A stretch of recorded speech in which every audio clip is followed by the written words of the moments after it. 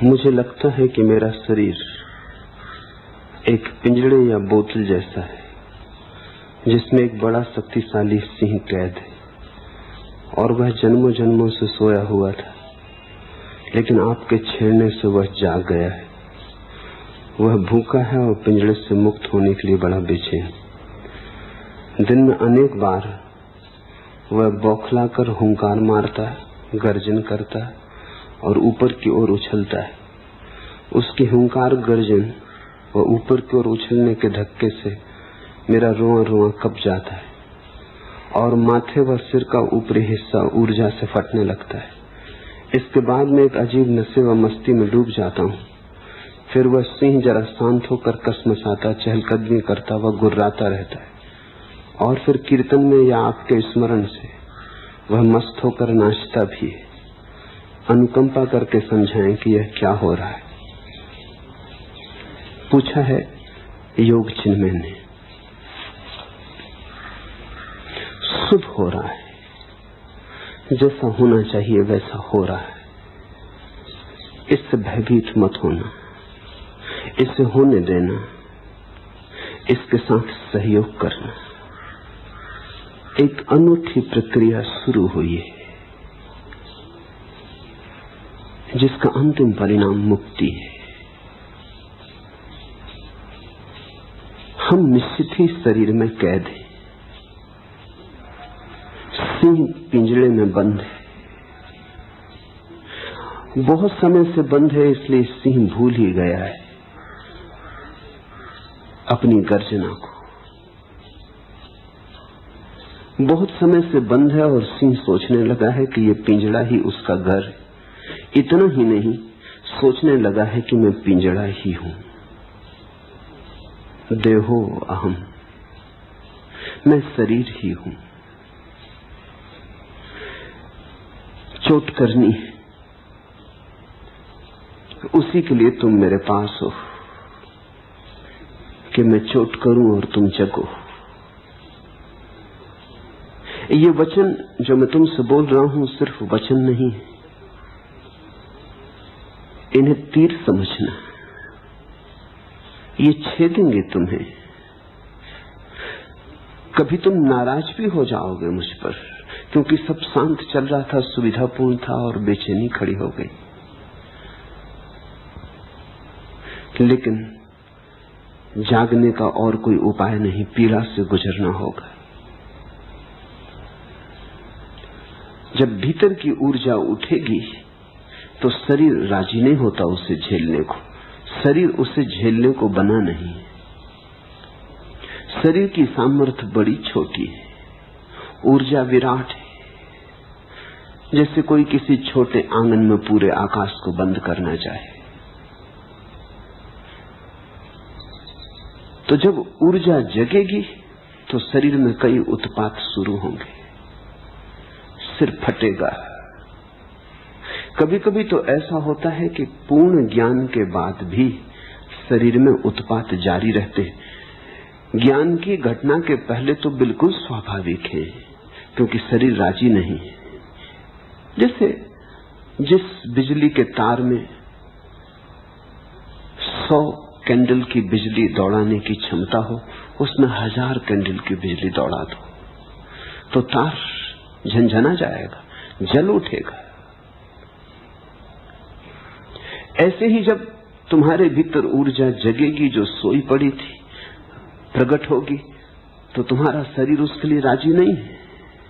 शरीर तुम्हारा भिकमंगा होने के लिए राजी है, सम्राट होने को राजी नहीं है।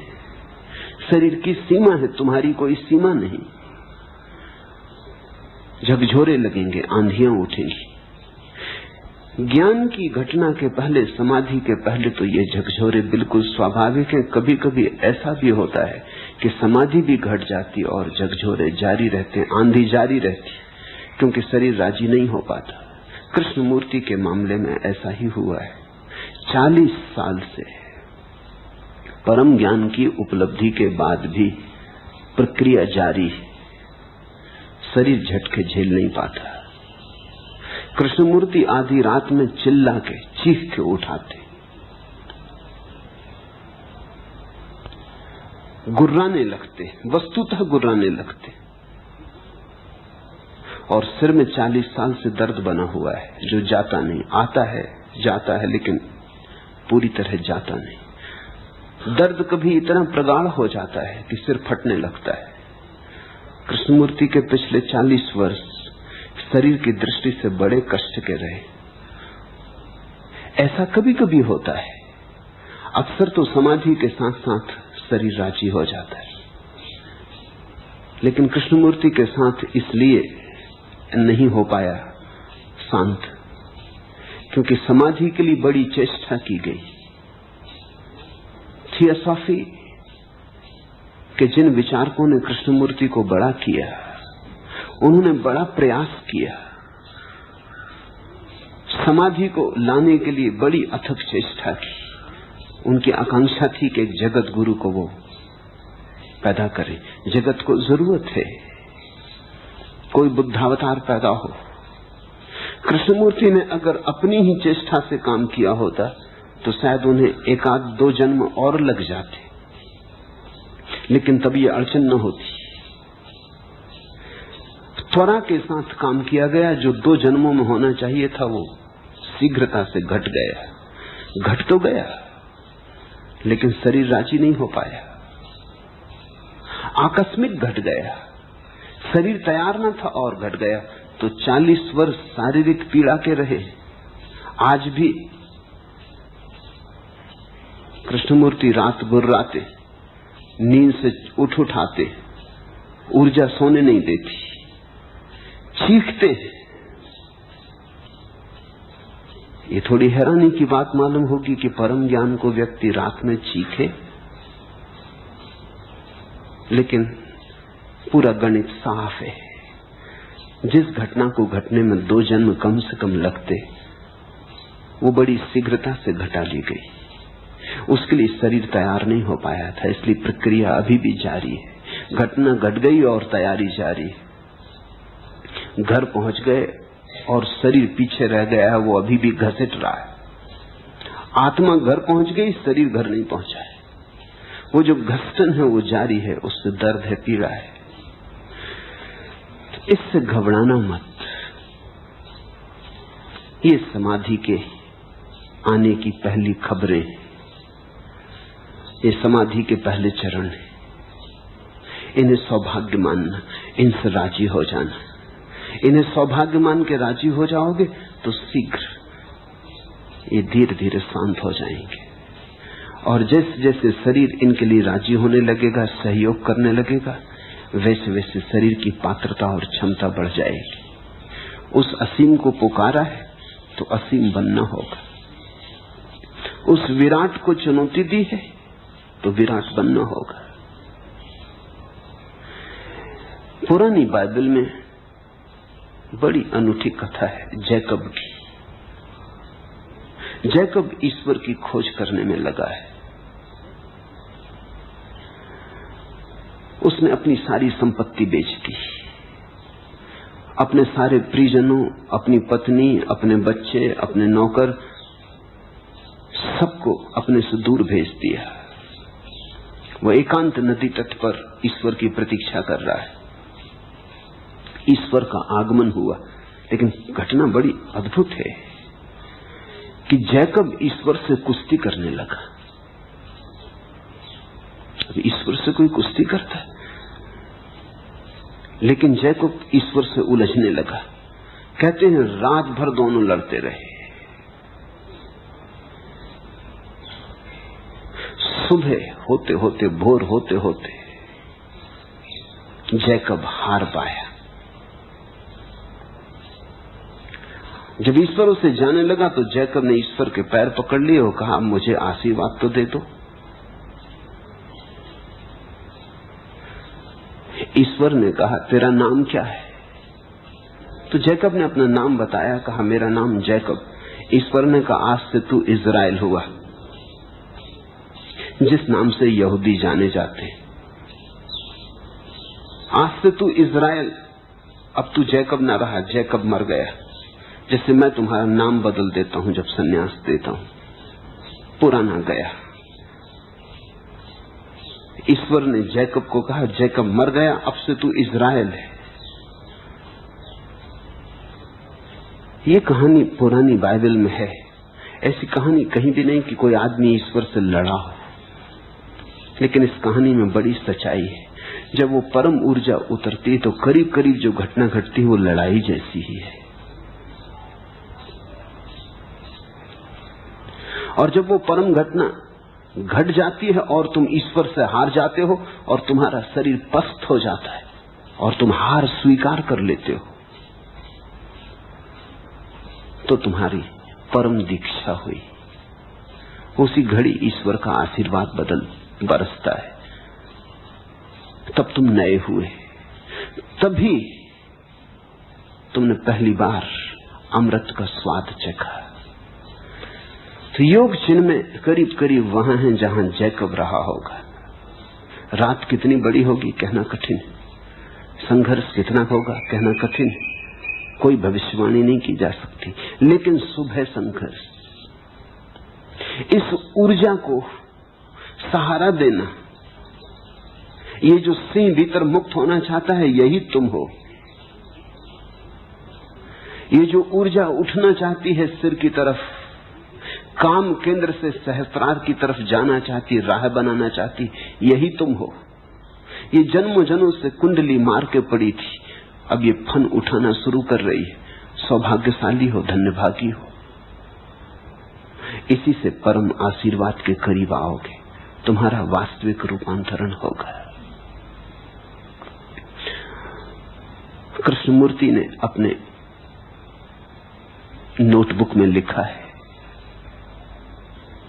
कि जब भी ये सिर फटता है और रात में सो नहीं पाता और चीख पुकार उठती है और कोई मेरे भीतर गुर्राता है, उसके बाद ही बड़े अनूठे अनुभव घटते, उसके बाद ही बड़ी शांति उतरती, चारों तरफ वरदान की वर्षा होती, सब तरफ कमल ही कमल खिल जाते। ठीक वैसा ही चिन्मय को होना शुरू हुआ। अच्छा है। इसके बाद में एक अजीब नशे और मस्ती में डूब जाता हूं, क्योंकि जब ऊर्जा अपना संघर्ष करके ऊपर उठेगी और शरीर थोड़ा सा राजी होगा तो एक नई मस्ती आएगी। विकास हुआ, तुम थोड़े ऊपर उठे, तुमने थोड़ा अतिक्रमण किया, तुम कारागृह के थोड़े से बाहर हुए, स्वतंत्र आकाश मिला, तुम प्रफुल्लित होगे, तुम नाचोगे, तुम मगन होके नाचोगे। फिर वह सिंह शांत होकर कसमसाता, चहलकदमी करता, गुर्राता रहता और कीर्तन में या आपके स्मरण से मस्त होकर नाचता भी है। वो सिंह नाचना ही चाहता है, शरीर में जगह नहीं है नाचने लायक। नाचने को स्थान तो चाहिए, शरीर में स्थान कहाँ है? शरीर के बाहर ही नृत्य हो सकता है। इसलिए अगर तुम ठीक से नाचोगे तो तुम पाओगे कि तुम शरीर नहीं रहे। नाच की आखिरी गरिमा में, आखिरी ऊंचाई पर तुम शरीर के बाहर हो जाते हो।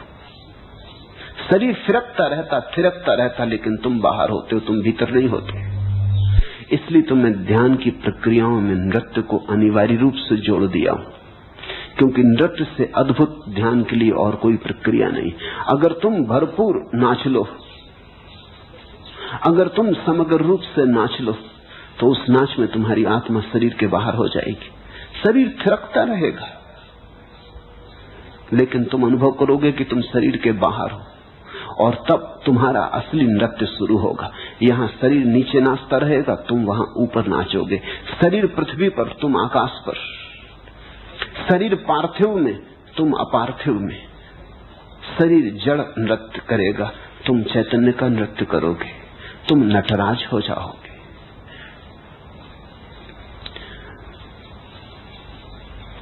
पूछा है, समझाएं क्या हो रहा है? अनूठा हो रहा है, अद्भुत हो रहा है, अपूर्व हो रहा है। समझाने योग्य नहीं है जो हो रहा है, अनुभव करने योग्य है। जो भी मैं कहूंगा उससे कुछ समझ में नहीं आएगा, उससे इतना ही हो सकता है कि तुम ज्यादा सरलता से इसे स्वीकार करने में समर्थ हो जाओ, इससे राजी हो जाओ। इसे दबाना मत। स्वाभाविक मन होता है दबाने का कि ये क्या पागलपन है कि मैं सिंह की तरह गुर्रा रहा हूं। ये गर्जना कैसी, लोग पागल समझेंगे। तो स्वाभाविक मन होता है कि दबा लो इसे, छिपा लो इसे, मत किसी को पता चलने दो, कोई क्या कहेगा, फिक्र मत करना, कौन क्या कहता है इसकी फिक्र मत करना। लोग पागल कहें तो पागल हो जाना, पागल हुए बिना कभी कोई परमहंस हुआ है? तुम तो अपने भीतर पर ध्यान देना। अगर इससे आनंद आ रहा है, मस्ती आ रही, सुरा बरस रही, तो तुम फिक्र मत करना। इस संसार के पास कुछ भी नहीं है इतना मूल्यवान तुम्हें देने को, इसलिए संसार से कोई सौदा मत करना।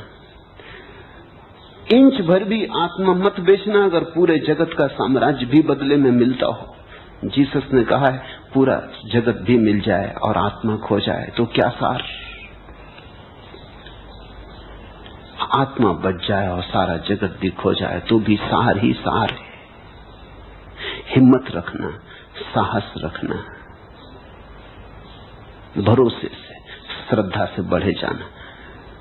जल्दी ही धीरे धीरे करके शरीर राजी हो जाएगा, तब गर्जना भी खो जाएगी, तब नृत्य ही रह जाएगा,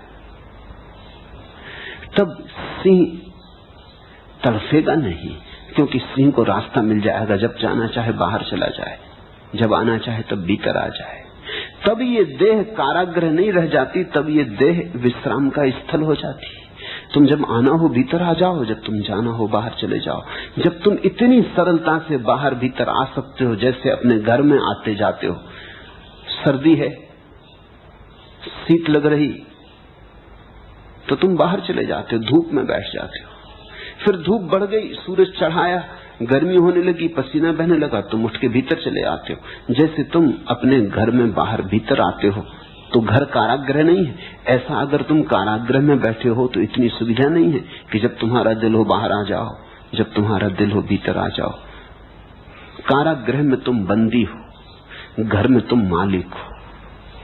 जैसे जैसे तुम्हारा सिंह नाच सकेगा बाहर, उड़ सकेगा आकाश में, चांद-तारों के साथ खेल सकेगा, फिर कोई बात नहीं, फिर शरीर से कोई झगड़ा नहीं, फिर शरीर विश्राम का स्थल है।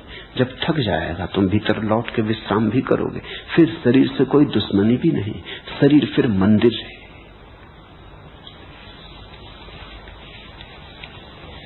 दूसरा प्रश्न, कल आपने कहा कि आप तो सदा हमारे साथ हैं, लेकिन हमारे संन्यास लेने से हम भी आपके साथ हो लेते। मुझे तो ऐसा कोई क्षण स्मरण नहीं आता जब मैंने संन्यास लिया हो। कब लिया, कहां लिया, आपने ही दिया था। मैं आप तक पहुंचा कहां हूं अभी, मुझे तब कुछ पता न था संन्यास का और न आज ही है। तो कैसे होऊं संन्यास्त प्रभु, कैसे आऊं मैं आप तक। मेरी उतनी पात्रता कहां, मेरी उतनी श्रद्धा व समर्पण कहां।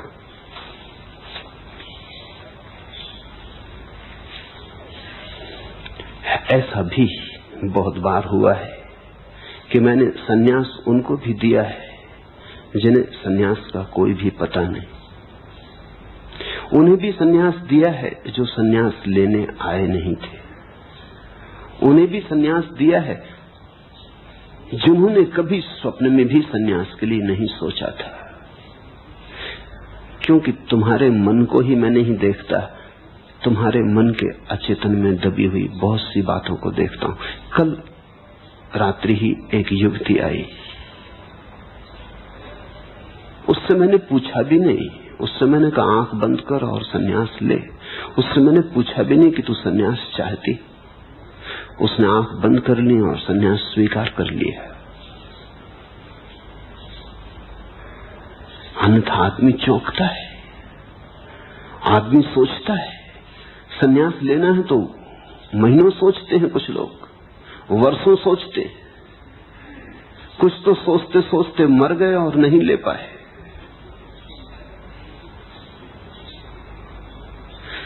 उसने चुपचाप स्वीकार कर लिया। उसे चेतन रूप से कुछ भी पता नहीं। लेकिन हम नए थोड़ी हैं, हम अति प्राचीन हैं। वो युवती बहुत जन्मों से खोजती रही, ध्यान की उसके पास संपदा है। उस संपदा को देख के ही मैंने कहा कि तू डूब, आंख बंद कर। उससे मैंने कहा तुझसे मैं पूछूंगा नहीं कि तुझे सन्यास लेना या नहीं, पूछने की कोई जरूरत नहीं। ऐसा ही मैंने दयाल को भी सन्यास दिया था। दयाल का ये प्रश्न है, दयाल से पूछा नहीं, दयाल को पता भी नहीं तुम्हें अपना ही पता कहां है, तुम कहां से आते हो पता नहीं, क्या क्या संचित संपदा लाते हो पता नहीं, क्या क्या तुमने किया है अनेक अनेक जन्मों में उसका तुम्हें पता नहीं, क्या क्या तुमने खोज लिया था, क्या क्या अधूरा रह गया है उसका तुम्हें कुछ पता नहीं। हर बार मौत आती है और तुमने जो किया था सब चौपट कर जाती है। तुम में से बहुत ऐसे हैं जो बहुत बार संन्यास्त हो चुके, हर बार मौत आके चौपट कर गई और तुम्हारी इतनी स्मृति नहीं है कि तुम याद कर लो। ऐसा ही समझो कि तुम एक काम कर रहे थे, तुम एक चित्र बना रहे थे, अधूरा बना पाए थे कि मौत आ गई। बस मौत आ गई तो तुम भूल गए, फिर तुम जन्मे। फिर अगर तुम्हें वो अधूरी चित्र की सूचना भी मिल जाए, वो अधूरा चित्र भी तुम्हारे सामने लाके रख दिया जाए तो भी तुम्हें याद नहीं आता, क्योंकि तुमने तो सोचा ही नहीं इस जन्म में कि मैं और चित्रकार। और अगर मैं तुमसे कहूं इसे पूरा कर लो, ये अधूरा पड़ा है, तुमने बड़ी आकांक्षा से बनाया था, तुमने बड़ी गहन अभीप्सा से रचा था, अब इसे पूरा कर लो। मौत बीच में आ गई थी, अधूरा छूट गया था। तुम कहोगे मुझे तो कुछ पता नहीं, आप पकड़ा देते हैं तूलिका तो ठीक है, लेकिन मुझे तूलिका पकड़ना भी नहीं आता। आप रख देते हैं ये रंग तो ठीक है, रंग दूंगा, लेकिन मुझे कुछ पता नहीं कि चित्र कैसे बनाए जाते हैं। फिर भी मैं तुमसे कहता हूं शुरू करो, शुरू करने से ही याद आ जाएगी। चलो पकड़ो तूलिका हाथ में, याद आ जाए शायद। ऐसा हुआ दूसरे महायुद्ध में, एक सैनिक गिरा चोट खाकर, उसकी स्मृति खो गई गिरते ही, सिर पे चोट लगी, स्मृति के तंतु अस्त व्यस्त हो गए, वो भूल गया अपना नाम भी, वो भूल गया मैं कौन हूं। और युद्ध के मैदान से जब वो लाया गया तो वो बेहोश था, कहीं उसका तगमा भी गिर गया, उसका नंबर भी गिर गया। बड़ी कठिनाई खड़ी हो गई। जब वो होश में आया तो न उसे अपना नंबर पता है, न अपना नाम पता है, न अपना ओहदा पता है। मनोवैज्ञानिकों ने बड़ी चेष्टा की खोजबीन करने की, सब तरह के उपाय किए, कुछ पता न चले। वो आदमी बिल्कुल कोरा हो गया, जैसे अचानक उसकी स्मृतियों से सारा संबंध टूट गया। फिर किसी ने सुझाव दिया कि एक ही उपाय कि इसे इंग्लैंड में घुमाया जाए। वो इंग्लैंड की सेना का आदमी था, इसे इंग्लैंड में घुमाया जाए, शायद अपने गांव के पास पहुंच के इसे याद आ जाए। तो उसे इंग्लैंड में घुमाया गया, ट्रेन पे बिठा के 2 आदमी उसे लेके चले। हर स्टेशन पर गाड़ी रुकती, वो उसे नीचे उतारते, वो देखता खड़े होके। वो थक गए, इंग्लैंड छोटा मुल्क है इसलिए बहुत अड़चन न थी, सब जगह घुमा दिया। और अंततः एक छोटे से स्टेशन पर जहां गाड़ी रुकती भी नहीं थी, लेकिन किसी कारणवश रुक गई, वो आदमी नीचे उतरा, उसने स्टेशन पर लगी तख्ती देखी, उसने कहा अरे ये रहा मेरा गांव। वो दौड़ने लगा, वो पीछे भूल ही गया कि मेरे साथ 2 आदमी हैं। वो 2 आदमी उसके पीछे भागने लगे। वो स्टेशन से निकल के गांव में दौड़ा, सब याद आ गया, गली कूचे याद आ गए। उसने किसी से पूछा भी नहीं, गली कूचों को पार करके वो अपने घर के सामने पहुंच गया। उसने कहा अरे ये रहा मेरा घर, ये रहा मेरा नाम, ये मेरी तख्ती भी लगी। उसे सब याद आ गई, बस एक चोट पड़ी कि फिर उसे सारी याद आ गई। विस्मृति खो गई, स्मृति का तंतु फिर जुड़ गया। तो कभी कभी मैं जिसे दयाल को संन्यास दिया, इसी आशा में कि घुमाऊंगा गेरुए वस्त्रों में, शायद याद आ जाए कि तुम पहले भी गेरुए वस्त्रों में घूमे हो, कि कहूंगा नाचो, शायद नाचते नाचते किसी दिन उस मनो अवस्था में पहुंच जाओ जहां तुम्हें अतीत जन्मों के नृत्य याद आ जाएं। कहूंगा ध्यान करो, ध्यान करते करते शायद अचेतन का कोई द्वार खुल जाए, स्मृतियों का बहाव आ जाए। इसलिए तो बोले चला जाता हूं, कभी गीता पर, कभी अष्टावक्र पर, कभी जरथुस्त्र पर, कभी बुद्ध पर, कभी जीसस पर, कभी कृष्ण पर। न मालूम कौन सा शब्द तुम्हारे भीतर गूंज बना दे, न मालूम कौन सा शब्द तुम्हारे भीतर कुंजी बन जाए, न मालूम कौन सा शब्द तुम्हें जगा दे तुम्हारी नींद से। सब उपाय किए चला जाता हूं। कोशिश सिर्फ इतनी है कि किसी तरह मृत्यु ने जो बीच बीच में आके तोड़ दिया है और तुम्हारा जीवन अस्त व्यस्त हो गया है, उसमें एक सिलसिला पैदा हो जाए, उसमें एक तांता आ जाए, एक रास्ता आ जाए। बस एक रास्ता आते ही तुम्हारी नियति करीब आने लगेगी। तुमने घर तो बहुत बार बनाया, अधूरा अधूरा छूट गया। इसलिए दयाल ठीक ही कहता है कि मुझे तो ऐसा कोई क्षण स्मरण नहीं आता जब मैंने संन्यास लिया हो। उसने लिया भी नहीं, मैंने दिया है। कब लिया, कहां लिया, आपने ही दिया था। मैं आप तक पहुंचा कहां हूं अभी। मुझ तक तो तुम तभी पहुंचोगे जब तुम तक पहुंच जाओगे। मुझ तक पहुंचने का और कोई उपाय भी नहीं। अपने तक पहुंच जाओ कि मुझ तक पहुंच गए। स्वयं को जान लो तो मुझे जान लिया। मेरे पास आने के लिए बाहर की कोई यात्रा नहीं करनी, अंतरतम और अंतरतम में उतर जाना है। न मुझे तब कुछ पता था सन्यास का और न आज ही पता है, होगा शीघ्र ही पता होगा। न तब पता था न आज पता है, ये सच। लेकिन ये मनोदशा अच्छी कि तुम सोचते हो, जानते हो कि तुम्हें पता नहीं। दुर्भाग्य तो उनका है जिनको पता नहीं और सोचते हैं कि पता है। तुम तो ठीक स्थिति में हो। यही तो निर्दोष चित्त की बात है कि मुझे पता नहीं। तो तुम खाली हो, तो तुम्हें भरा जा सकता है। कुछ हैं जिन्हें कुछ भी पता नहीं और बहुत है उनकी संख्या, लेकिन सोचते हैं उन्हें पता है। इसी भ्रांति के कारण पता हो सकता है उससे भी वंचित रह जाते हैं। ज्ञान रोक लेता है ज्ञान तक जाने से। अगर तुम्हें पता है कि मैं अज्ञानी हूं तो तुम ठीक दिशा में हो। ऐसी निर्दोष चित्तता में ही ज्ञान की परम घटना घटती। जानना कि मैं नहीं जानता हूं, जानने की तरफ पहला कदम है। मेरी पात्रता कहां, मेरी उतनी श्रद्धा और समर्पण कहां। ये पात्र व्यक्ति के हृदय में ही भाव उठता है कि मेरी पात्रता कहां। अपात्र तो समझते हैं, हम जैसा सुपात्र कहां। ये विनम्र भाव ही तो पात्रता है कि मेरी पात्रता कहां, कि मेरा समर्पण कहां, कि मेरी श्रद्धा कहां। यही तो श्रद्धा की सूचना है। बीज मौजूद है, बस समय की प्रतीक्षा है। ठीक अनुकूल समय पर, ठीक अनुकूल ऋतु में अंकुरन होगा, क्रांति घटेगी। और ये यात्रा तो अनूठी यात्रा है। ये यात्रा तो अपरिचित अज्ञेय की यात्रा है। मुसलसल खामोशी की ये पर्दापोशी अबस है कि अब राजदां हो गए हम। सुकून खो दिया हमने तेरे जुनू में, तेरे गम में 16 बजा हो गए हम। हुए इस तरह खम जमानों के हाथों, कभी तीर थे अब कमा हो गए हम।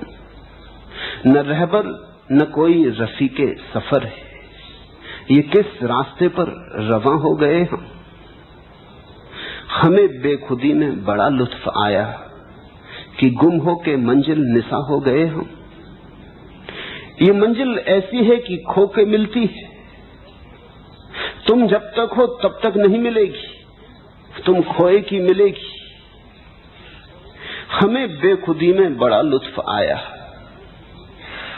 जहां तुम नहीं, जहां तुम्हारा अहंकार गया, जहां बेखुदी आई। हमें बेखुदी में बड़ा लुत्फ आया कि गुम होके मंजिल निशा हो गए हम, कि खोके और पहुंच गए।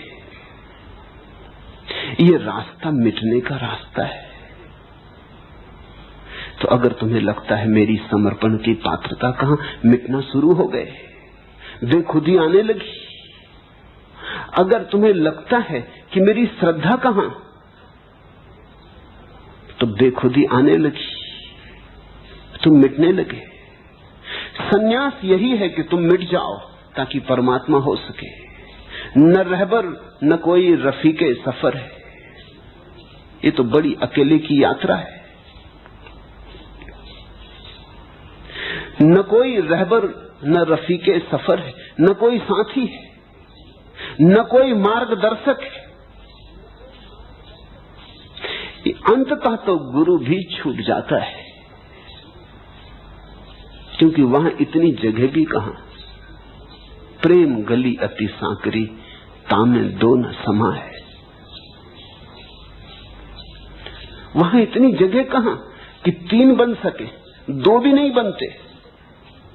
तो शिष्य हो, गुरु हो, परमात्मा हो, तो तीन हो गए।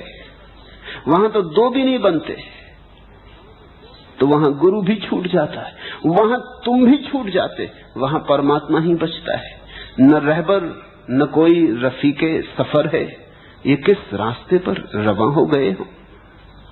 संन्यास तो बड़ी अनजानी यात्रा है, बड़ी हिम्मत, बड़े साहस की यात्रा है, जो अनजान में उतरने का जोखिम ले सकते हैं उनकी। ये होशियारों, हिसाब लगाने वालों का काम नहीं। ये कोई गणित नहीं है, ये तो प्रेम की छलांग है।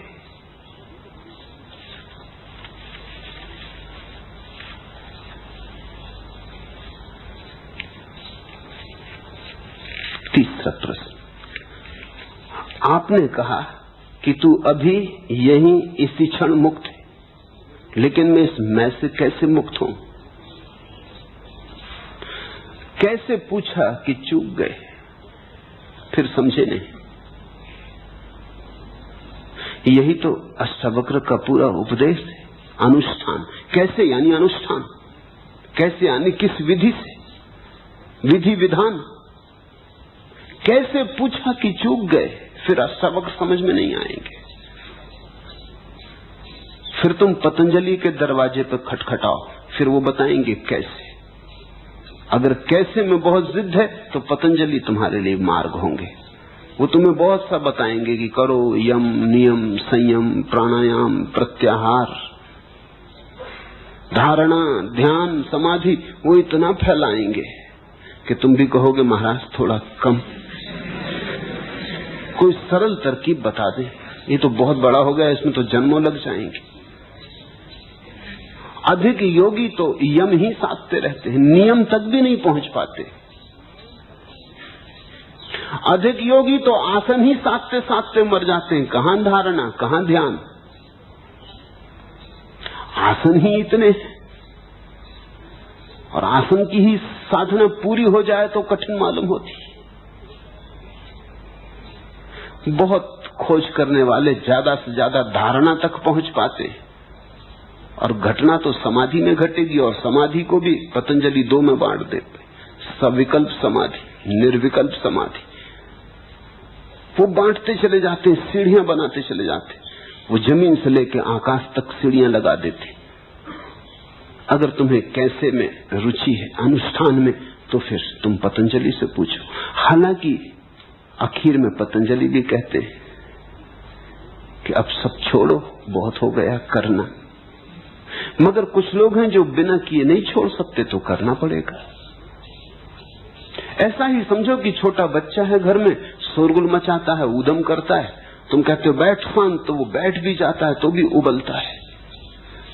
हाथ पैर उसके कप रहे हैं, सिर हिला रहा है, वो कुछ करना चाहता है, उसके पास ऊर्जा है। ये कोई ढंग नहीं है उसको बिठाने का, ये तो खतरा है, इसमें तो विस्फोट होगा, इसमें तो वो कुछ न कुछ करेगा। बेहतर तो ये हो उससे कहो कि जा दौड़ के जरा घर के 7 चक्कर लगा, फिर वो खुद ही हाँपते हुए आके शांत बैठ जाएगा। फिर तुम्हें कहना न पड़ेगा शांत हो जाए। उसी कुर्सी पे शांत होकर बैठ जाएगा जिस पे पहले शांत नहीं बैठ पाता था। पतंजलि उनके लिए है जो सीधे शांत नहीं हो सकते। वो कहते हैं 7 चक्कर लगाओ, दौड़ धूप कर लो, काफी, शरीर को आड़ा तिरछा करो, शीर्षासन करो, ऐसा करो वैसा करो, कर करके आखिर एक दिन तुम पूछते हो कि महाराज अब करने से थक गए। वो कहते हैं ये अगर तुम पहले ही कह देते तो हम भी बचते, तुम भी बचते, अब तुम शांत होकर बैठ जाओ। आदमी करना चाहता है क्योंकि बिना किए तुम्हारे तर्क में नहीं बैठता कि बिना किए कुछ हो सकता है। अष्टावक्र तुम्हारे तर्क के बाहर है। अष्टावक्र तो कहते हैं तुम मुक्त हो, तुम फिर गलत समझे, तुम कहते हो तू अभी मुक्त, यही मुक्त, लेकिन मैं इस मैं से कैसे मुक्त हूं। अष्टावक्र ये कहते हैं ये कैसे की बात ही तब है जब कोई मान ले कि मैं अमुक्त हूं। तो तुमने एक बात तो मान ही ली पहले ही कि मैं बंधन में हूं, अब कैसे मुक्त हूं। अष्टावक्र कहते हैं बंधन नहीं है, भ्रांति है बंधन की। तुम फिर कहोगे इस भ्रांति से कैसे मुक्त हो, तो भी तुम्हें समझ में ना आया, क्योंकि भ्रांति का अर्थ ही होता है कि नहीं है, मुक्त क्या होना है, देखते ही जागते ही मुक्त हो। अगर तरकीबों में पड़े तो बड़ी मुश्किल में पड़ोगे। हर तरकीब खोटी पड़ गई, आखिर जिंदगी छोटी पड़ गई। ऐसे अगर तरकीबों में पड़े तो तुम पाओगे एक जिंदगी क्या अनेक जिंदगियां छोटी हैं, तरकीबें बहुत हैं। कितने कितने जन्मों से तो तरकीबें साधते रहे। करने पे तुम्हारा भरोसा है क्योंकि करने से अहंकार बढ़ता है। पतंजलि कह रहे हैं कुछ करो मत, करने वाला परमात्मा है, जो हो रहा है, तुम उसमें सम्मिलित हो जाओ। तुम इतना भी मत पूछो कि इस मैं से कैसे मुक्त हूं। अगर ये मैं हो रहा है तो होने दो, तुम हो कौन जो इससे मुक्त होने की चेष्टा करो। तुम इसे भी स्वीकार कर लेते हो कि ठीक है, अगर ये हो रहा है तो यही हो रहा है, तुमने तो बनाया नहीं। याद है तुमने कब बनाया इसे, तुमने तो ढाला नहीं, तुम तो इसे लाए नहीं। तो जिसे तुम नहीं लाए उससे तुम छूट कैसे सकोगे, जो तुमने ढाला नहीं उसे तुम मिटाओगे कैसे। तुम कहते हो क्या कर सकते हैं, 2 आंखें मिली, 1 नाक मिली, ऐसा ये अहंकार भी मिला, ये सब मिला है, अपने हाथ में कुछ भी नहीं। तो जो है ठीक है, मैं भी सही, ये भी ठीक है। इसमें रंज मात्र भी शिकायत न रखो। उस बेशिकायत की भाव दशा में, उस परम स्वीकार में तुम अचानक पाओगे गया मैं, क्योंकि मैं बनता ही कर्ता से है। जब तुम कुछ करते हो तो मैं बनता है। अब तुम एक नई बात पूछ रहे हो कि मैं को कैसे मिटाऊं, तो ये मिटाने वाला मैं बन जाएगा, कहीं बच ना पाओगे तुम। इसलिए तो विनम्र आदमी का भी अहंकार होता है, और कभी कभी अहंकारी आदमी से ज्यादा बड़ा होता है। तुमने देखा विनम्र आदमी का अहंकार, वो कहता है मैं आपके पैर की धूल, मगर उसकी आंख में देखना वो क्या कह रहा है। अगर तुम कहो कि आप बिल्कुल ठीक कह रहे हैं, हमको तो पहले से पता था कि आप पैर की धूल हैं, तो झगड़ने को खड़ा हो जाए। वो ये कह नहीं रहा है कि आप भी इसको मान लो, वो तो ये कह रहा है कि आप कहो कि आप जैसा विनम्र आदमी, दर्शन हो गए, बड़ी कृपा। वो ये कह रहा है कि आप खंडन करो कि आप और पैर की धूल, आप तो स्वर्ण शिखर, आप तो मंदिर के कलश है। जैसे जैसे तुम कहोगे ऊंचा, वो कहेगा कि नहीं मैं बिल्कुल पैर की धूल। लेकिन जब कोई कहे कि मैं पैर की धूल हूं, तुम अगर स्वीकार कर लो कि आप बिल्कुल ठीक कह रहे हैं, सभी ऐसा मानते हैं कि आप बिल्कुल पैर की धूल, तो वो आदमी फिर तुम्हारी तरफ कभी देखेगा भी नहीं। वो विनम्रता नहीं थी, वो नया अहंकार का रंग था। अहंकार ने नए वस्त्र ओढ़े थे, विनम्रता के वस्त्र ओढ़े थे। तो तुम अगर मैं से छूटने की कोशिश किए तो ये जो छूटने वाला है ये एक नए मैं को निर्मित कर लेगा। आदमी पैरहन बदलता है, कपड़े बदल लिए, मगर तुम तो वही रहोगे। अष्टावक्र की बात समझने की कोशिश करो, जल्दी मत करो कि क्या करें, कैसे अहंकार से छुटकारा हो। करने की जल्दी मत करो, थोड़ा समझने के लिए विश्राम लो। अष्टावक्र ये कह रहे हैं कि मैं बनता कैसे है ये समझ लो। करने से बनता है,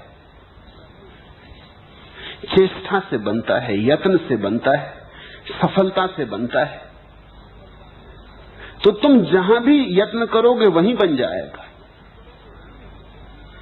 तो फिर एक बात साफ हो गई कि अगर अहंकार से मुक्त होना है तो यत्न मत करो, चेष्टा मत करो, जो है उसे वैसा ही स्वीकार कर लो। उसी स्वीकार में तुम पाओगे अहंकार ऐसे मिट गया जैसे कभी था ही नहीं, क्योंकि उसको जो ऊर्जा देने वाला तत्व था वो खिसक गया, बुनियाद गिर गई, भवन ज्यादा देर ना खड़ा रहेगा।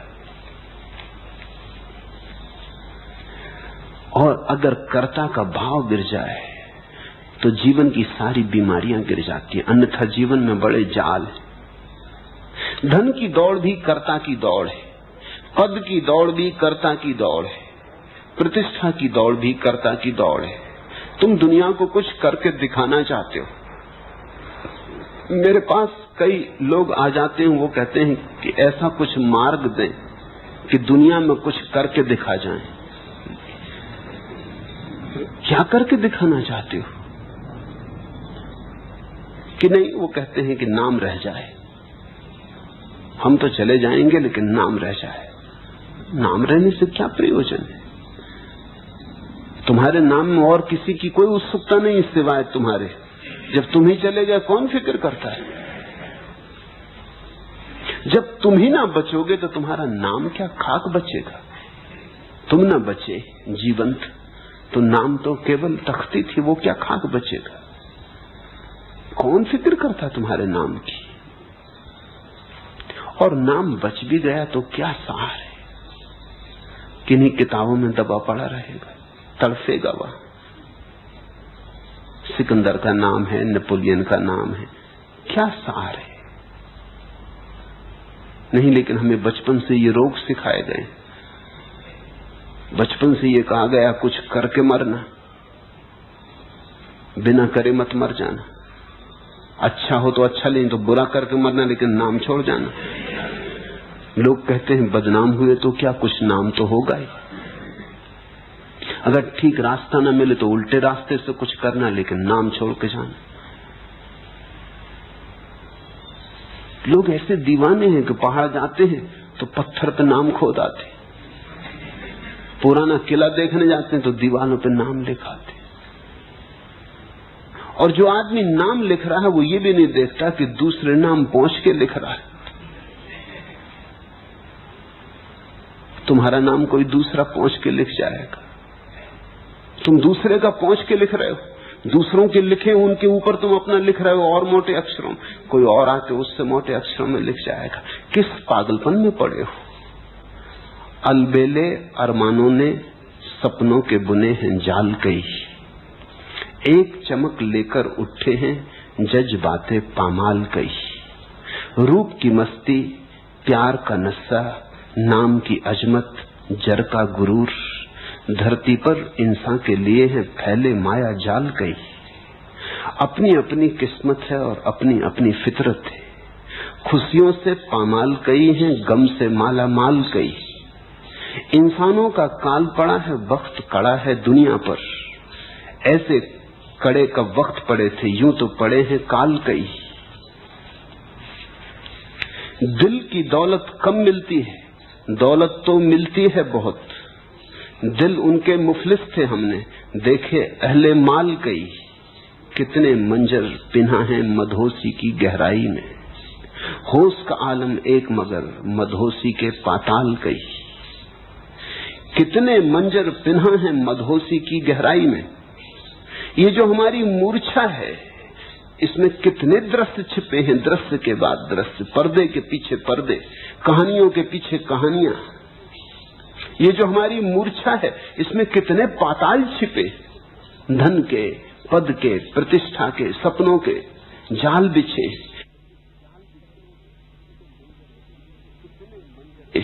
कितने मंजर पिन्हा है मधोसी की गहराई में, होश का आलम एक मगर मधोसी के पाताल कई। लेकिन जो होश में आ गया है उसका आलम एक है, उसका स्वभाव एक है, उसका स्वरूप एक है, उसका स्वाद एक है। बुद्ध ने कहा है जैसे चखो सागर को कहीं भी तो खारा है, ऐसा ही तुम मुझे चखो तो मैं सभी जगह से होशपूर्ण। मेरा एक ही स्वाद है, होश। वही स्वाद अष्टावक्र का है। करता नहीं, भोगता नहीं, साक्षी।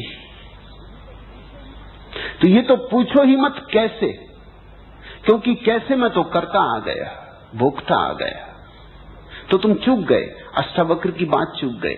अष्टावक्र इतना ही कहते हैं, जो भी है उसे देखो, साक्षी बनो, बस देखो। अहंकार है तो अहंकार को देखो, करने का क्या है? सिर्फ देखो, और देखने से क्रांति घटित होती। तुम समझे बात थोड़ी जटिल है, लेकिन जटिल इतनी नहीं कि समझ में ना आए, बात सीधी साफ भी है। अष्टावक्र कह रहे हैं कि तुम सिर्फ देखो, तो देखने में करता तो रह नहीं जाता है, मात्र साक्षी रह जाते हो। करता हटा कि कर्ता से जिन जिन चीजों को रस मिलता था, बल मिलता था, वो सब गिर जाएंगी। बिना कर्ता के धन की दौड़ कहां, पद की दौड़ कहां, बिना कर्ता के अहंकार कहां, वे सब अपने आप गिरने लगेंगे।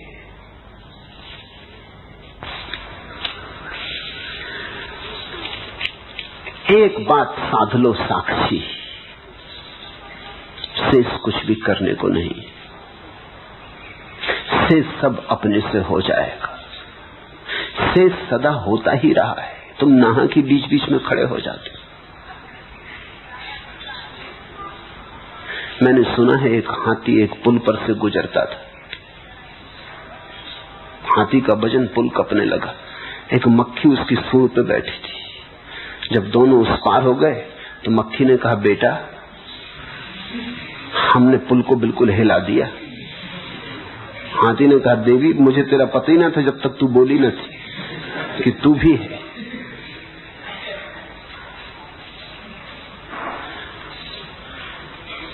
ये तुम जो सोच रहे हो तुमने पुल को हिला दिया, ये तुम नहीं हो, ये जीवन ऊर्जा है। तुम तो मक्खी की तरह हो जो जीवन ऊर्जा पर बैठे कहते, बेटी बेटा देखो कैसा हिला दिया। ये अहंकार तो सिर्फ तुम्हारे ऊपर बैठा, तुम्हारी जो अनंत ऊर्जा है उससे सब कुछ हो रहा है। वो परमात्मा की ऊर्जा है, उसमें तुम्हारा कुछ लेना देना नहीं। वही तुम में श्वास लेता है, वही तुम में जागता, वही तुम में सोता। तुम बीच में ही अकड़ ले लेते हो। इतना जरूर है कि तुम जब अकड़ लेते हो तो वो बाधा नहीं डालता। हाथी ने तो कम से कम बाधा डाली। हाथी ने कहा कि देवी मुझे पता ही ना था कि तू भी मेरे ऊपर बैठी। इतना तो कम से कम हाथी ने कहा। परमात्मा इतना भी नहीं कहता। परमात्मा परम मौन है। तुम अकड़ते हो तो अकड़ लेने देता है, तुम उसके कर्तव्य पर अपना दावा करते हो तो कर लेने देता है। जो तुमने किया ही नहीं है उसको भी तुम कहते हो मैं कर रहा हूं, तो भी वो बीच में आके नहीं कहता कि नहीं तुम नहीं, मैं कर रहा हूं, क्योंकि उसके पास तो कोई मैं है नहीं। तो कैसे तुमसे कहे कि मैं कर रहा हूं? इसलिए तुम्हारी भ्रांति चलती जाती है। लेकिन गौर से देखो, थोड़ा आंख खोल के देखो, तुम्हारे किए थोड़ी कुछ हो रहा है, सब अपने से हो रहा है। यही नियति का अपूर्व सिद्धांत है, भाग्य का अपूर्व सिद्धांत है कि सब अपने से हो रहा है। गलत लोगों ने उसके गलत अर्थ ले लिए, गलत लोगों की भूल। अन्यथा भाग्य का इतना ही अर्थ है कि भाग्य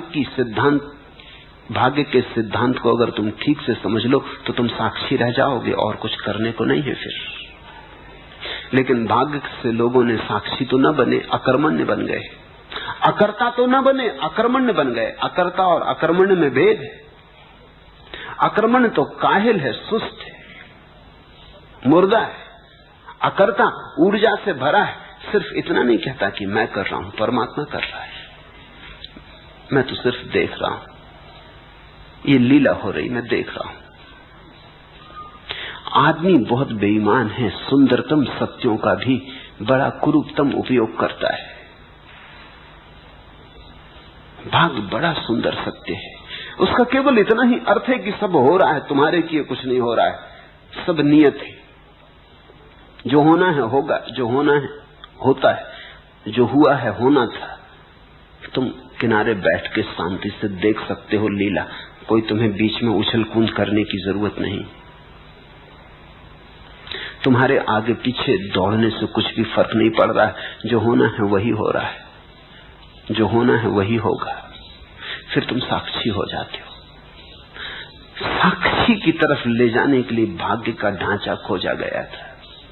लोग साक्षी की तरफ तो नहीं गए, लोग अकर्मण्य होकर बैठ गए। उन्होंने कहा जब जो होना है होना है तो फिर ठीक, फिर हम करें ही क्यों।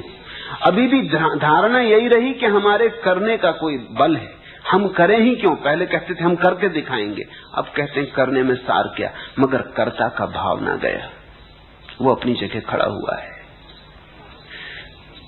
अष्टावक्र को अगर तुम समझो तो कोई विधि नहीं है, कोई अनुष्ठान नहीं है। अष्टावक्र कहते हैं अनुष्ठान ही बंधन है, विधि ही बंधन है, करना ही बंधन है।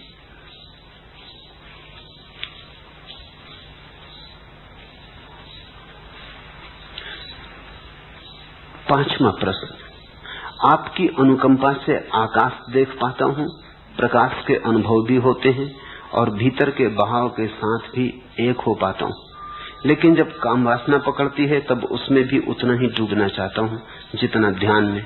कृपया बताएं यह मेरी कैसी स्थिति। पहली बात, काम वासना के भी साक्षी बनो, उसके भी नियंता मत बनो,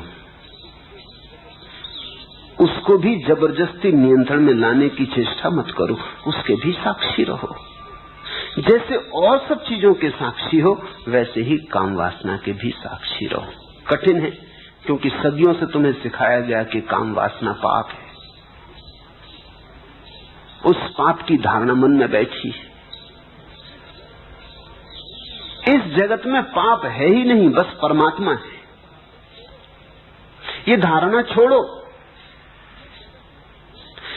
ये जगत में एक ही है रूप समाया सब में, वो परमात्मा है। क्षुद्र से क्षुद्र में वही, विराट से विराट में वही, निम्न में वही, श्रेष्ठ में वही। काम वासना में भी वही है और समाधि में भी वही है। यहां पाप कुछ है ही नहीं। इसका यह अर्थ नहीं कि मैं ये कह रहा हूं तुम काम वासना में ही अटके रह जाओ। मैं सिर्फ इतना कह रहा हूं उसे भी तुम परमात्मा का ही एक रूप समझो। और भी रूप है, शायद काम वासना पहली सीढ़ी है उसके रूप की। थोड़ा सा स्वाद समाधि का काम वासना में फलित होता है, इसलिए इतना रस है। जब और बड़ी समाधि घटने लगेगी तो वो रस अपने से खो जाएगा।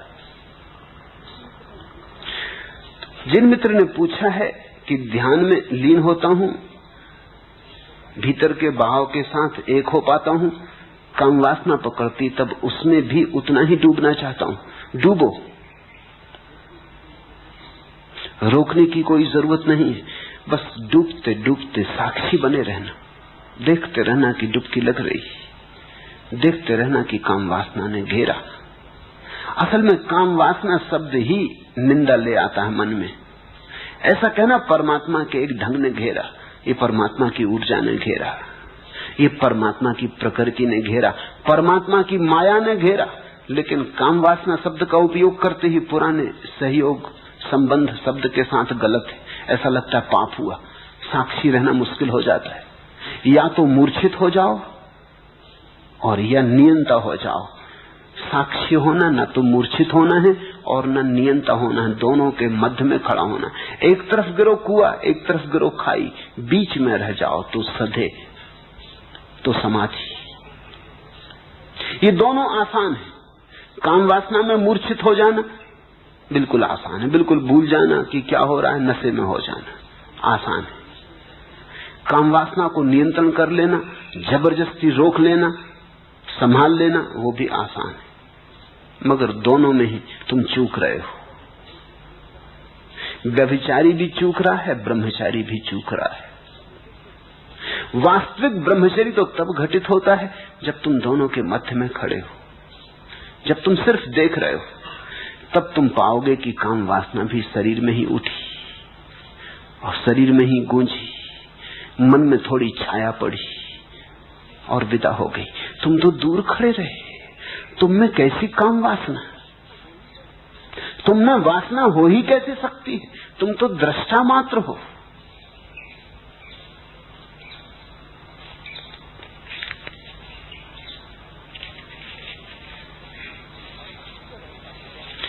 और अक्सर ऐसा होगा कि जब ध्यान ठीक लगने लगेगा तो काम वासना जोर पकड़ेगी। ये तुम समझ लो, क्योंकि अधिक लोगों को ऐसा होगा। ध्यान जब ठीक लगने लगेगा तो तुम्हारे जीवन में एक विश्राम आएगा, तनाव कम होगा। तो जन्मों जन्मों से तुमने जो जबरदस्ती की थी काम वासना के साथ, जो दमन किया था, वो हटेगा। तो दबी दबाई वासना तेज ज्वाला की तरह उठेगी। इसलिए ध्यान के साथ अगर काम वासना उठे तो घबराना मत। ये ठीक लक्षण है कि ध्यान ठीक जा रहा है, ध्यान काम कर रहा है। ध्यान तुम्हारे तनाव हटा रहा है, नियंत्रण हटा रहा है, तुम्हारा दमन हटा रहा है। ध्यान तुम्हें सहज प्रकृति की तरफ ला रहा है। पहले ध्यान तुम्हें प्रकृतिस्थ करेगा और फिर परमात्मा तक ले जाएगा, क्योंकि जो अभी नैसर्गिक नहीं है उसका स्वाभाविक होना असंभव है। जो अभी प्रकृति के साथ भी नहीं है वो परमात्मा के साथ नहीं हो सकता। तो ध्यान पहले तुम्हें प्रकृति के साथ ले जाएगा, फिर तुम्हें परमात्मा के साथ ले जाएगा। प्रकृति परमात्मा का बाह्य आवरण है। अगर उससे भी तुम्हारा मेल नहीं है तो अंतरतम के परमात्मा से कैसे मेल होगा? प्रकृति तो परमात्मा के मंदिर की सीढ़ियां हैं। अगर तुम सीढ़ियां ही न चढ़े तो मंदिर के अंतर्गृह में कैसे प्रवेश होगा? अगर तुम मेरी बात समझ पाओ तो अब और दमन मत करो, अब चुपचाप उसे भी स्वीकार कर लो। परमात्मा जो दृश्य दिखाता है शुभ ही होगा, परमात्मा दिखाता है तो शुभ ही होगा। तुम नियंत्रण मत करो और न तुम निर्णायक बनो, और न तुम पीछे से खड़े होकर ये कहो कि ये ठीक और ये गलत, मैं ऐसा करना चाहता और ऐसा नहीं करना चाहता। तुम सिर्फ देखो।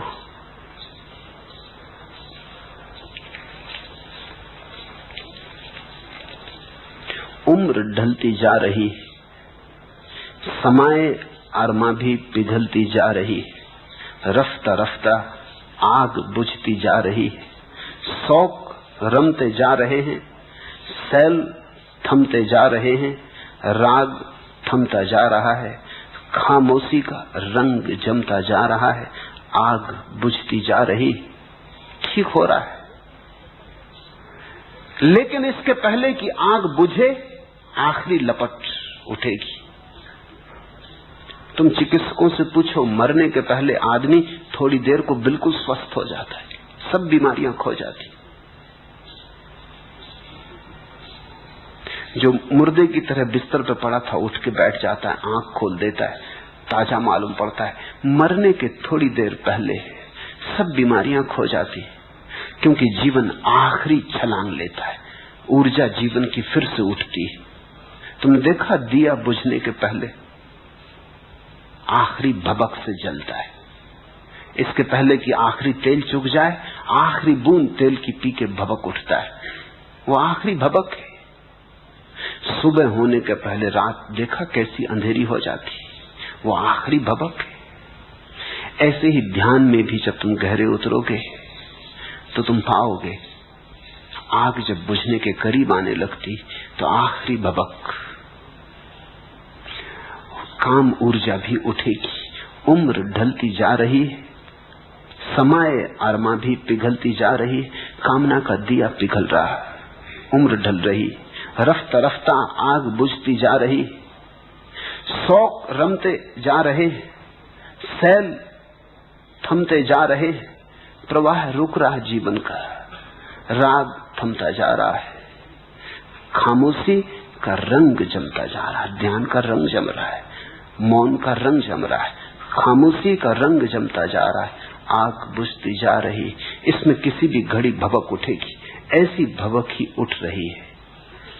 उसे देख लो, उसे दबा मत देना, अन्यथा फिर तुम्हारे भीतर सरक जाएगी।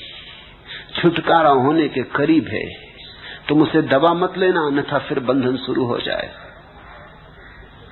जो दबाया गया है वो फिर निकलेगा, जिसके साथ तुमने जबरदस्ती की है वो फिर आएगा।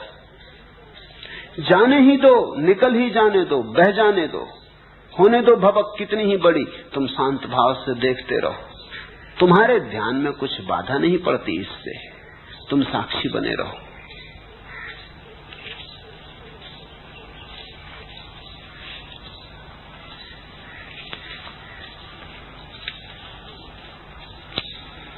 छठवां प्रश्न, आपने कहा कि किसी भी बंधन में मत पड़ो, शांत और सुखी हो जाओ, तो क्या सन्यास भी एक बंधन नहीं है? और क्या विधि उपाय व प्रक्रिया भी बंधन नहीं है? कृपया समझाएं। अगर बात समझ में आ गई तो पूछो ही मत, अगर पूछते हो तो बात समझ में आई नहीं। अगर बात समझ में आ गई मेरी कि किसी बंधन में मत पड़ो, शांत और सुखी हो जाओ, तो समझते से ही तुम सुखी और शांत हो जाओगे। फिर ये प्रश्न कहां? सुखी और शांत आदमी प्रश्न पूछता है। सब प्रश्न अशांति से उठते, दुख से उठते, पीड़ा से उठते। अगर तुम अभी भी प्रश्न पूछ रहे हो तो तुम शांत अभी भी हुए नहीं, सन्यास की जरूरत पड़ेगी। अगर शांत तुम हो जाओ तो क्या जरूरत सन्यास की? सन्यास हो गया।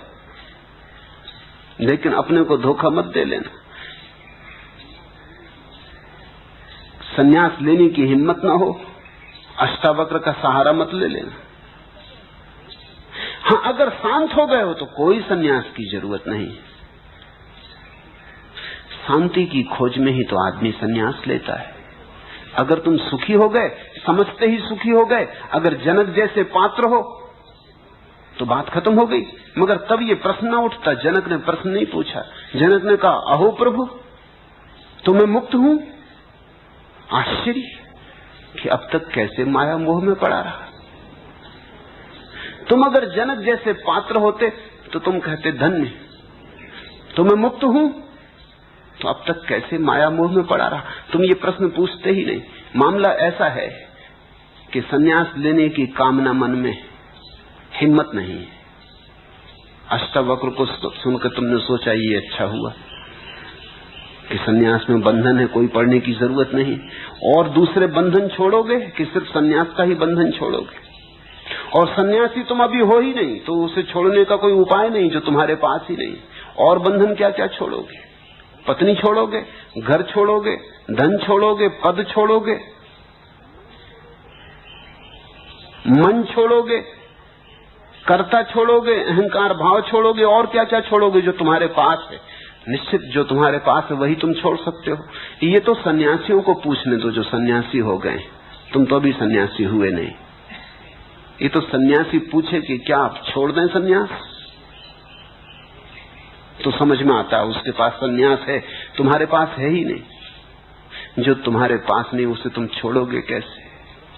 जो तुम्हारे पास है वही पूछो। गृहस्थी छोड़ दें ये पूछो।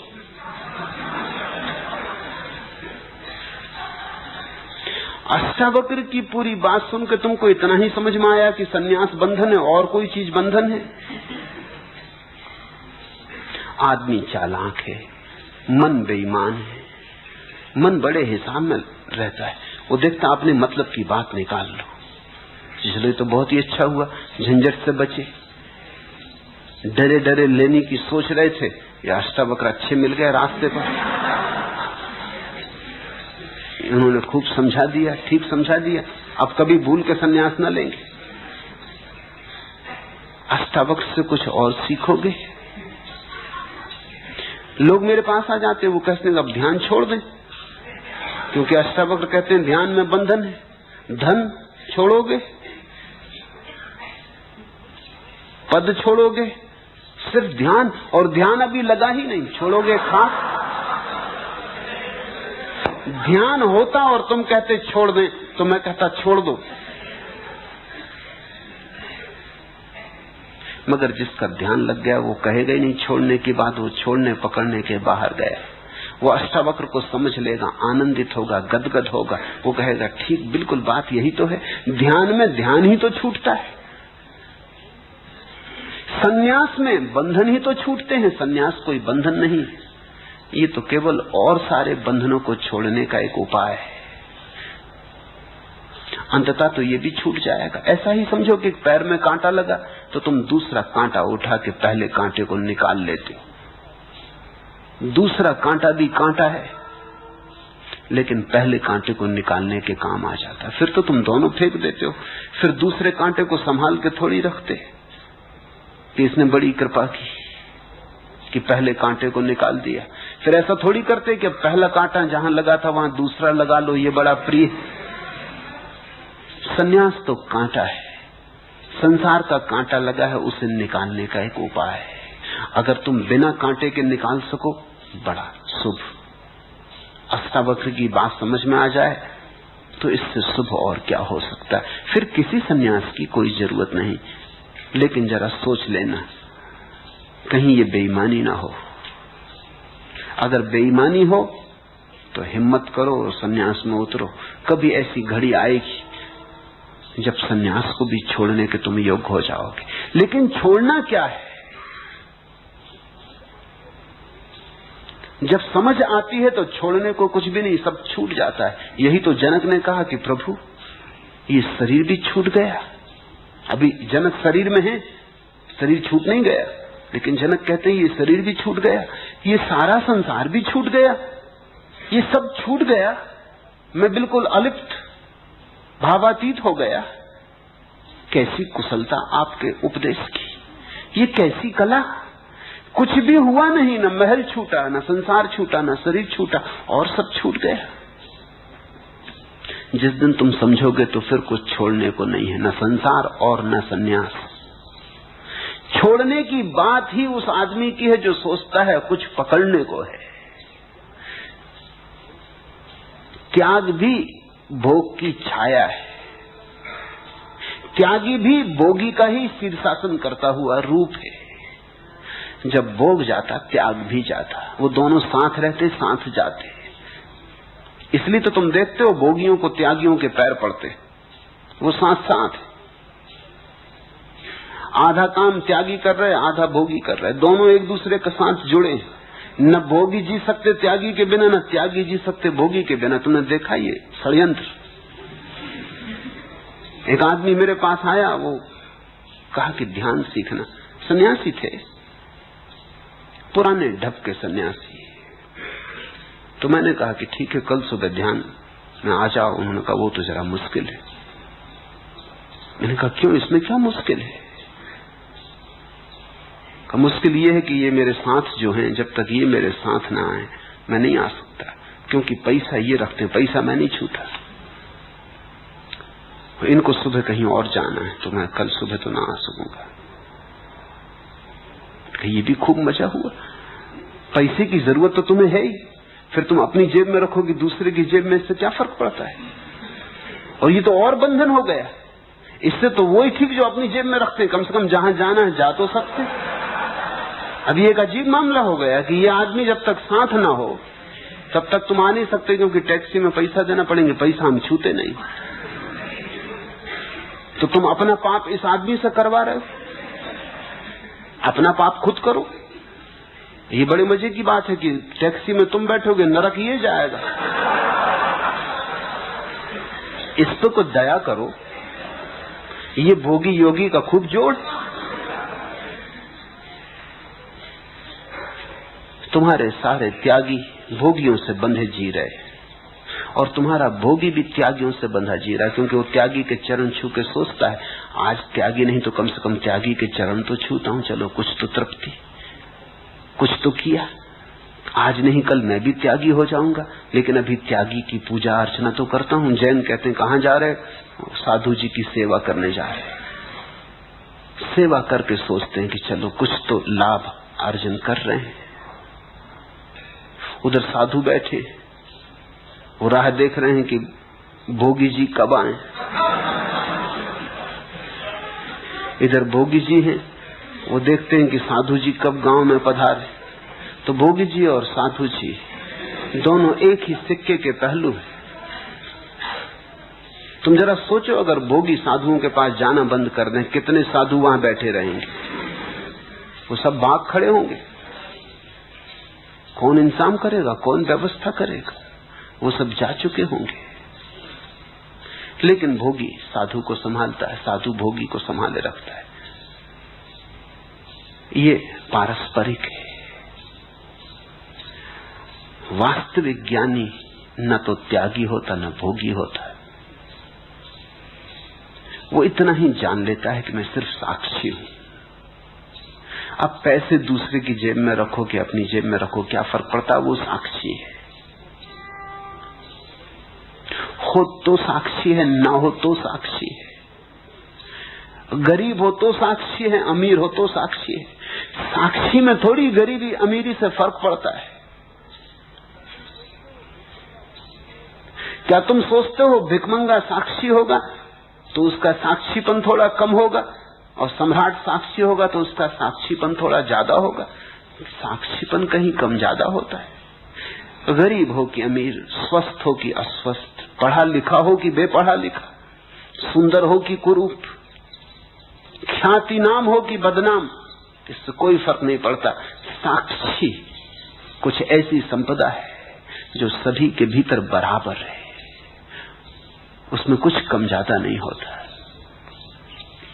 हर स्थिति के हम साक्षी हो सकते हैं, सफलता के, विफलता के, सम्मान के, अपमान के।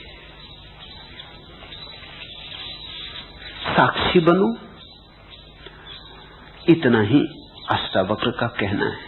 लेकिन अगर पाओ कि कठिन है साक्षी बनना, और अभी तो विधि का उपयोग करना होगा, तो विधि का उपयोग करो, घबराओ मत।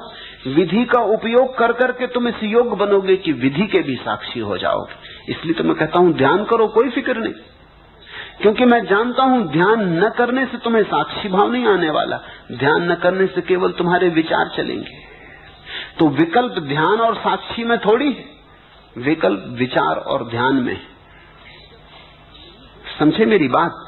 तुम जब नहीं ध्यान करोगे, सुन लिया अष्टावक्र का, अष्टावक्र ने कहा ध्यान इत्यादि सब बंधन है, और बिल्कुल ठीक कहा, 100% ठीक कहा।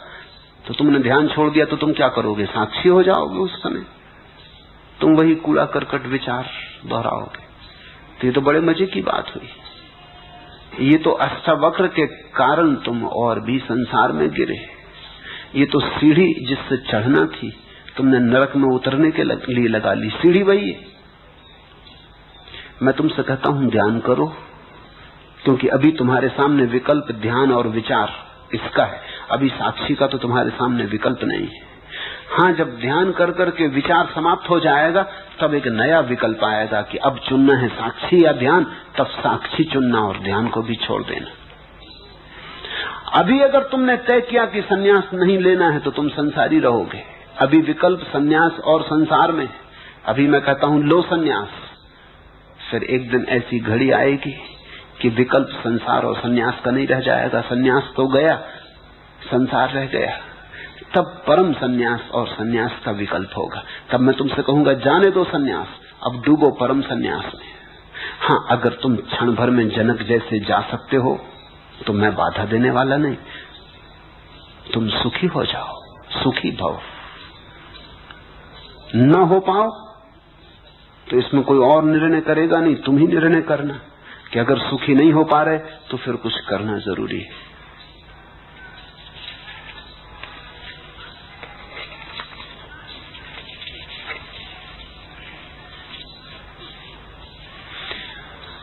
सत्य भी तुम असत्य कर ले सकते हो, और फूल भी तुम्हारे लिए कांटे बन सकते हैं। तुम पे निर्भर है। उजियारे में नैन मूंद कर भाग नहीं, मेरे भोले मन डगरे सब अनजानी है। पथ में मिलते सूल सिला, भीनी भीनी गंध देखकर सुमनों का विश्वास न कर।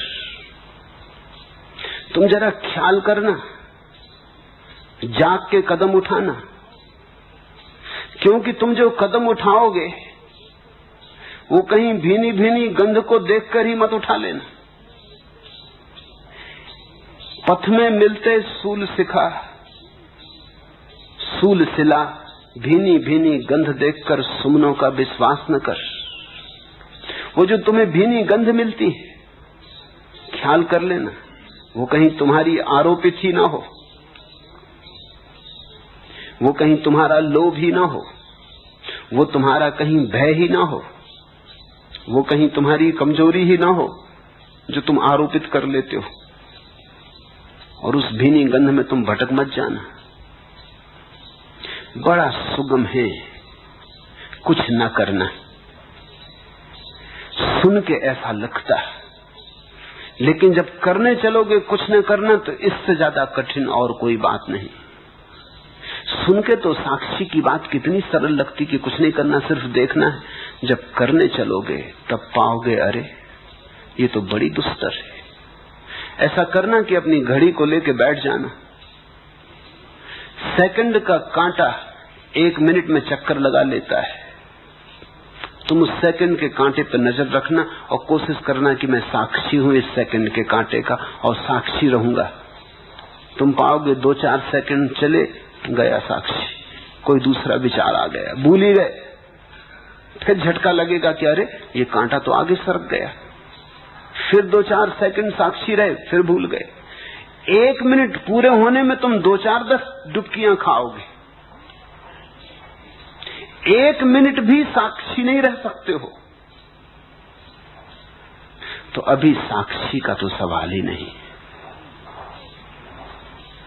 अभी तो तुम विचार और ध्यान में चुनो, फिर धीरे धीरे ध्यान और साक्षी में चुनाव करना संभव हो जाएगा।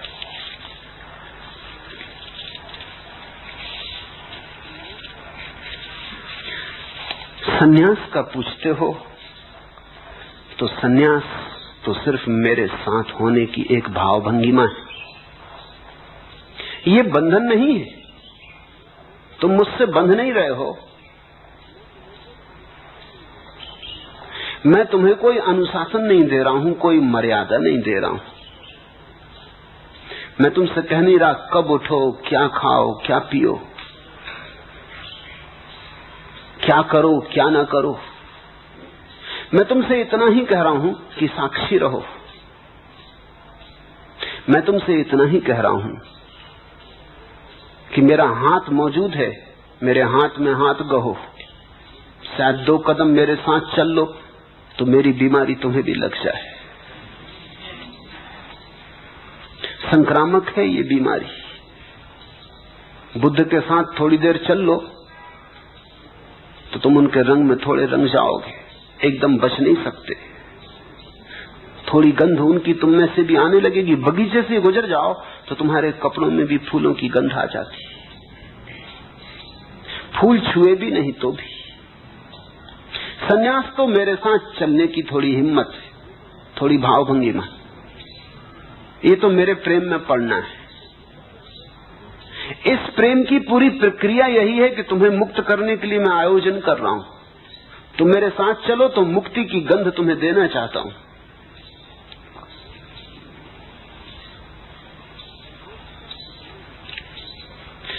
सांस का पुतला हूं मैं, जरा से बंधा हूं और मरण को दे दिया गया हूं। पर एक जो प्यार है ना, उसी के द्वारा जीवन मुक्त में किया गया हूं। काल की दुर्वह गदा को एक कौतुक भरा बाल क्षण तौलता है।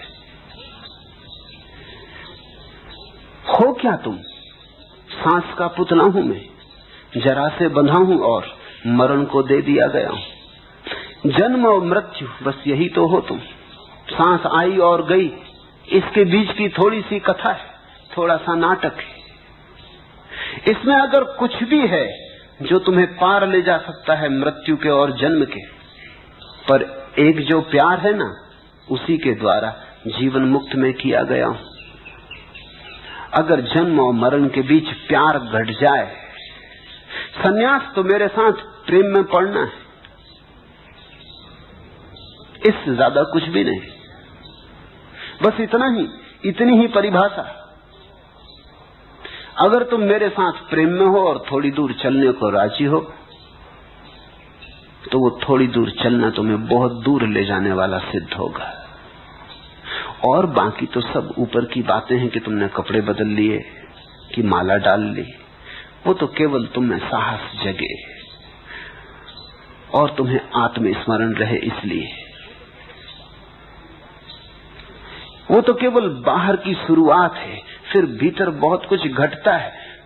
तुम जिनको देख रहे हो गैरिक वस्त्रों में रंगे हुए, उनके सिर्फ गैरिक वस्त्र ही मत देखना, थोड़े उनके हृदय में झांकना, तो तुम वहां पाओगे प्रेम की एक नई धारा का आविर्भाव हो रहा है। पर एक जो प्यार है ना, उसी के द्वारा जीवन मुक्त में किया गया हूं।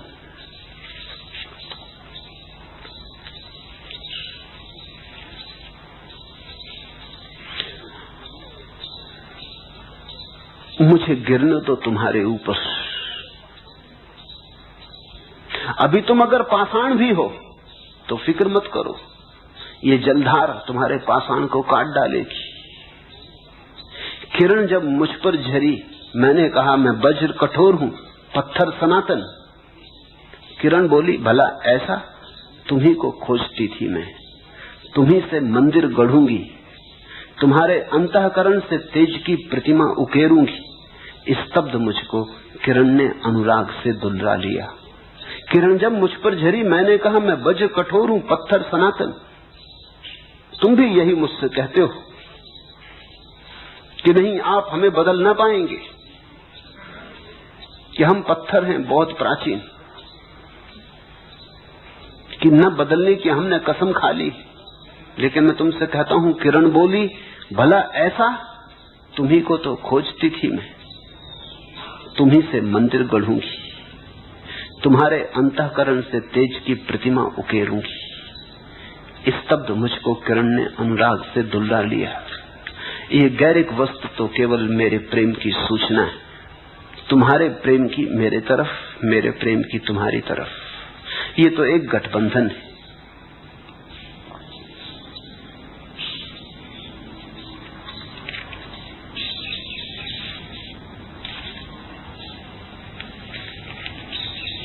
आखिरी प्रश्न। हे प्रिय प्यारे, प्रणाम ले लो, इन आंसुओं को मुकाम दे दो। तुमने तो भर दी है झोली, फिर भी मैं कोरी की कोरी। हे प्रिय प्यारे मीत हमारे, शीस त्रिफल चरण तुम्हारे। जया ने पूछा है। जया मेरे करीब है बहुत वर्षों से।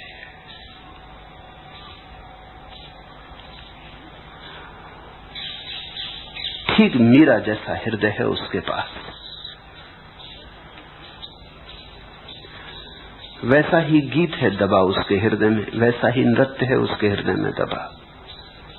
जब प्रकट होगा, जब वो अपनी महिमा में प्रकट होगी, तो एक दूसरी मीरा प्रकट होगी। ठीक समय की प्रतीक्षा है। कभी भी किरण उतरेगी और अंधकार कटेगा। और हिम्मतवर है, इसलिए भविष्यवाणी की जा सकती कि होगा।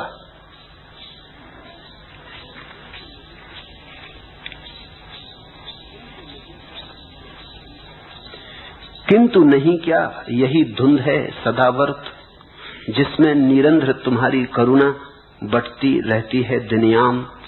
कभी झांक जाने वाली छाया ही अंतिम भाषा संभव नाम।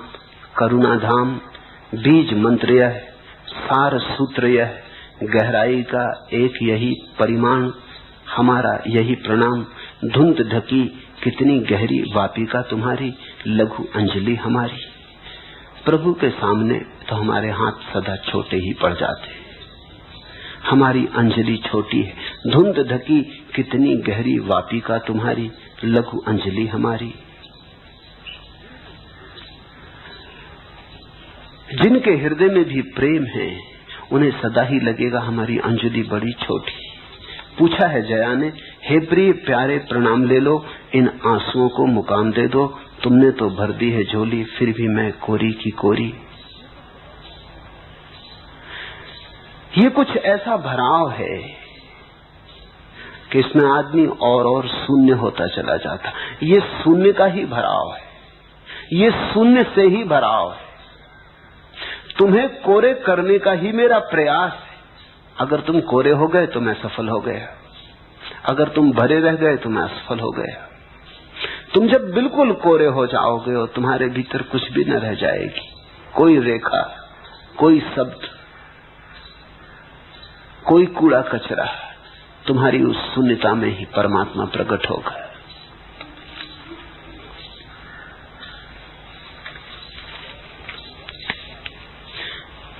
जया से कहूंगा, जा आत्मा जा, कन्या वधु का उसकी अनुंगा, वह महाशून्य ही अब तेरा पथ, वह महाशून्य ही अब तेरा पथ। लक्ष्य अन्न जल पावक, लक्ष्य अन्न जल पालक पति, आलोक धर्म तुझको वह एकमात्र सरसाएगा। ओ आत्मारी तू गई वरी, ओ संप्रक्ता ओ परिणीता, महाशून्य के साथ भावने तेरी रची गई, महाशून्य के साथ भावरे तेरी रची गई। ये रिक्त होना, ये कोरा होता जाना, महाशून्य के साथ भावरों का रच जाना है। नाचते उस शून्य के महाभाव को प्रकट करते, गुनगुनाते मस्त खोते जाना है। होते जाने का एक ही उपाय है, खोते जाना है। यहां तुम पूरे शून्य हुए कि वहां परमात्मा पूरी तरह उतरा, तुम ही बाधा हो, इसलिए घबराओ मत। कोरे हो गए तो सब हो गया। महाराष्ट्र में कथा है कि एक नाथ ने निवृत्तिनाथ को पत्र लिखा, कोरा कागज, कुछ लिखा नहीं। निवृत्तिनाथ ने बड़े गौर से पढ़ा, कोरा कागज, पढ़ने को वहां कुछ था भी नहीं। खूब पढ़ा, बार बार पढ़ा, फिर पढ़ा। पास मुक्ताबाई बैठी थी, फिर उसे दिया, फिर उसने पढ़ा, उसके तो आंसू बहने लगे, वो तो गदगद हो गई। और लोग मौजूद थे, वो कहने लगे ये बड़ा पागलपन हुआ। पहले तो एक नाथ पागल कि कोरा कागज भेजा, चिट्ठी कुछ लिखा तो हो। फिर ये निवृत्तिनाथ पागल कि पढ़ रहा है, एक बार ही नहीं बार बार पढ़ रहा है। फिर हद मजा कि ये मुक्ताबाई, ये गदगद होके आंसू बहने लगे।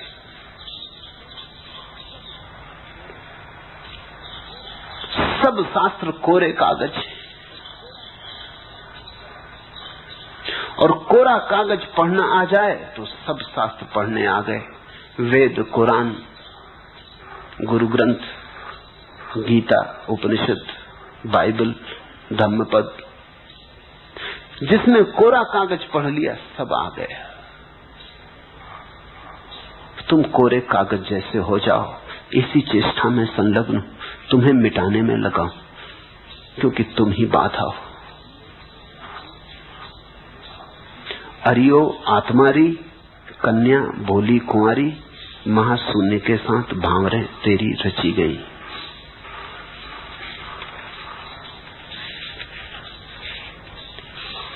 हरिओम तत्सत। आज इतना ही।